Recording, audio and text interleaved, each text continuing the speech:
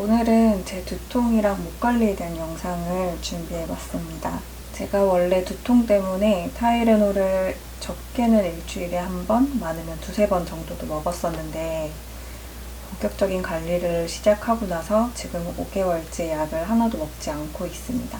그냥 두통은 아니고 목 때문에 생긴 경추성 두통이었는데 물론 아직도 정상적인 목 상태가 아니지만 적어도 지금은 이 통증을 관리할 수 있는 요령이 좀 생겨서 두통 때문에 약을 좀 자주 드시는 분들에게 제 경험을 공유드리면 좋을 것 같다는 생각이 들어서 이번 영상을 준비하게 됐습니다. 두통이 오기 시작하면 일상적인 것들을 할 수 없을 정도로 정말 괴롭기 때문에 약을 먹을 수밖에 없어요. 문제는 이게 시간이 지날수록 더 자주 먹게 되는 거죠. 저는 주로 이 타이레놀을 먹었었는데 이런 타이레놀 같은 단순 진통제는 한 달에 15번 이상 먹으면 안 된다고 하더라고요. 그리고 개보린 같은 복합 진통제는 10번 이상 먹으면 안 되고요. 제 경추 엑스레이를 보면 이게 작년 9월 말에 병원에 처음 갔을 때 촬영했던 경추 엑스레이고 이게 올해 3월 초에 찍은 거예요. 원래는 이런 C커브가 정상적인 경추 모양인데 딱 봐도 많이 다르죠. 물론 지금도 여전히 역시자목이지만 그래도 굴곡이 전보다는 조금 완만해져서 일자목에 조금 더 가까워진 걸 볼 수 있습니다. 정말 극심한 두통을 느끼기 시작한 건 2019년 여름. 그때 일이 정말 많아서 새벽 2, 3시에 퇴근하고 해외 출장도 너무 많고 그때 결혼 준비도 같이 하면서 막 밤새다시피 했던 날들이 정말 많았던 때였는데 그날도 평소처럼 일을 하고 있는데 갑자기 막 목을 조르는 것처럼 머리로 피가 안 올라가는 그런 느낌이 들면서 여기 뒷목이랑 뒤통수 쪽이 막 뻣뻣해져 오는 통증이 올라오더라고요. 여기 관자놀이 쪽으로도 두통이 오는데 진짜 이 두통은 오기 시작하면 정말 아무것도 못할 정도로 통증이 너무 심해서 머리를 들고 있는 것조차도 너무 힘들고 심할 때는 진짜 눈까지 욕심거리고 속도 메스꺼웠어요. 정말 괴로운 날들이었습니다. 진짜 내 머리에 문제가 있으면 어떡하지? 이런 생각이 드니까 무서워서 바로 동네 신경외과를 찾았습니다. 병원을 갈 때까지만 하더라도 머리에 원인이 있을 거라고 생각을 했어요. 근데 그런 경우는 많지 않고 요즘 사람들이 스마트폰이랑 컴퓨터 많이 하니까 대부분 경추성 두통일 확률이 높다고 하시더라고요. 그래서 상담을 받고 엑스레이를 찍어봤더니 정상적인 경추 모양이 뒤집힌 역시자목이었어요. 이게 일자목보다 조금 더 안 좋게 발전을 한 단계라서 저는 일단은 일자목을 목표로 치료를 시작하게 됐습니다. 먼저 치료는 한번 내원하면 레이저 치료 10분에서 15분 정도 받고 도수 치료랑 재활 운동을 같은 치료사분이 해주시기 때문에 이거를 총 1시간을 받았고 그 다음 물리 치료는 2가지를 받는데 총 3, 40분 정도 걸려서 토탈 다 하면 2시간 정도 소요가 됐던 것 같아요. 저는 도수 치료가 처음이라 걱정을 좀 했었는데 다행히도 저는 막 뼛소리가 나게 꺾는 동작은 하나밖에 안 했어요. 거의 대부분 이런 근육의 긴장을 좀 풀어주고 근육 모양이랑 정렬을 바로 잡아주는 그런 부드러운 마사지 위주로 진행을 했었고 근데 이거는 제가 생각했던 것보다 시원한 느낌이 없어서 조금 아쉬워서 저는 한 달에 한 번씩 따로 샵에 가서 목이랑 어깨 쪽 집중으로 마사지 하는 거 받았었어요. 재활 운동은 내원할 때마다 조금씩 바뀌었는데 핵심은 경추 주변의 근육을 강화해서 올바른 경추 모양이 될 수 있게 목에 힘을 길러주는 게 핵심인 것 같았어요. 그래서 예를 들면 이렇게 누워있다가 고개를 들 때 사용하는 이런 근육을 단련한다던가 아니면 뒤쪽 버티는 힘을 주는 목 뒤쪽 근육, 그리고 승모근이랑 여기 날개뼈, 그리고 막 등 쪽 이런 근육까지 단련하는 운동을 했었고요. 그리고 코어랑 횡격막 쓰는 그런 복식 호흡도 같이 훈련을 좀 했습니다. 네, 이런 재활 운동들은 막 PT 하는 것처럼 큰 근육을 그러니까 우리가 생각하는 근력 운동과는 조금 차이가 있습니다.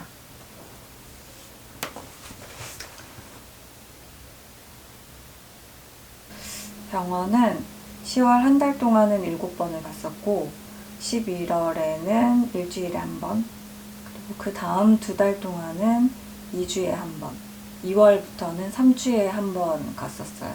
그리고 3월 초에 간 걸 마지막으로 이제는 좀 집에서 관리하다가 상태가 안 좋으면 오라고 하셔가지고 지금은 정기적으로 방문은 하지 않고 있습니다.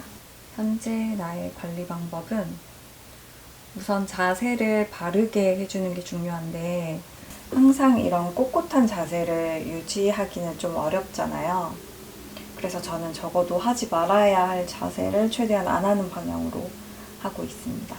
뭐 예를 들면 어깨랑 귀가 어느 정도 같은 선상에는 있어야 되는데 이게 이렇게 거북목처럼 앞으로 많이 빠지거나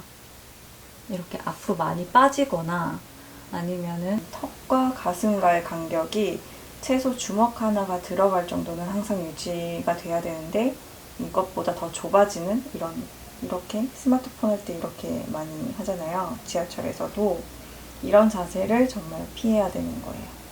그리고 컴퓨터 할 때 거의 항상 저는 앞바다리를 했었는데 앞바다리나 다리 꼬는 것도 정말 안 하려고 노력을 하고 있고, 일단 앞바다리를 하게 되면 골반이 딱 고정이 돼버리기 때문에 허리랑 등도 같이 굳어버리면서 목만 활성화되는 거예요. 그러니까 목만 이렇게 쭉 빠지다 보니까 이게 거북목이나 일자목으로 발전을 할 가능성이 높아진다고 하시더라고요.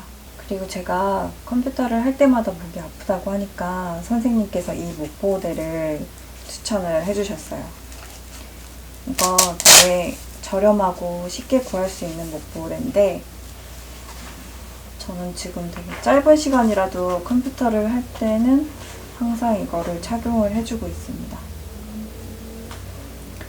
일단 거북목으로 목이 앞으로 빠지는 것도 막아주고 턱이랑 가슴이 가까워지는 것도 막아주기 때문에 예전처럼 컴퓨터를 할 때마다 올라오던 통증은 정말 많이 없어졌어요. 이게 단점은 좀 더워요. 여름이 되면 더 더울 것 같고, 그리고 제가 여기 커피를 쏟았는데 이거를 빨 수가 없다는 것도 진짜 단점입니다. 그리고 집중해서 일을 하거나 컴퓨터를 하다 보면 시간이 훌쩍 가잖아요. 그래도 2시간에 한 번씩은 꼭 일어나서 스트레칭이나 휴식을 좀 해주고 있습니다. 습관이 안 돼 있을 때는 핸드폰 알람을 맞춰가면서도 스트레칭을 해줬어요. 재활 운동도 2가지를 해주고 있는데 하나는 엎드려서 무릎이랑 팔꿈치를 바닥에 댄 상태에서 플랭크 자세에서 양팔을 번갈아 가면서 뻗어주는 자세인데, 이게 플랭크 자세를 하니까 기본적으로 복근에 힘이 좀 들어가고 양쪽 팔을 한 번씩 번갈아 가면서 들어줘야 되니까 균형을 잡아야 돼서 온몸의 근육을 좀 쓰게 돼요. 그리고 엎드려서 팔을 들려고 하다 보니까 등 쪽이랑 날개뼈 쪽에도 좀 힘이 들어가는 게 느껴집니다. 이걸 총 20번씩 3세트 해주고, 그리고 또 다른 거는 당겨주면 이렇게 끌려가는, 목이 이렇게 끌려가는 게 아니라 목도 이 담요 반대 방향으로 뒷목으로 이렇게 꼭 눌러서 잡아 당겨줘야 머리를 뒤로 천천히 젖혀줍니다. 꼭 끝에 조금 눌러주고 천천히 돌아오고. 이거를 한 10번에서 15번 해줘요. 이거는 두통이 올라오려고 할 때 해줘도 되게 괜찮아요. 누워서 스마트폰을 하다 보면 어김없이 통증이 올라와요. 그럴 때는 좀 지압도 해주는데, 여기 뒤쪽으로 통증이 올라올 때는 여기 머리랑 목 사이에 움푹 패인 여기를 따라서 꾹꾹 지그시 이렇게 눌러줍니다. 그리고 관자놀이 쪽이 아플 때는 관자놀이 쪽이랑 턱도 이렇게 꾹 눌러주고, 여기 목 앞쪽 근육도 이렇게 지압을 좀 해줘요. 그리고 이것저것 해도 계속 아픈 날이 있어요. 그런 날은 그냥 일찍 잡니다. 제가 공유드릴 내용은 여기까지입니다.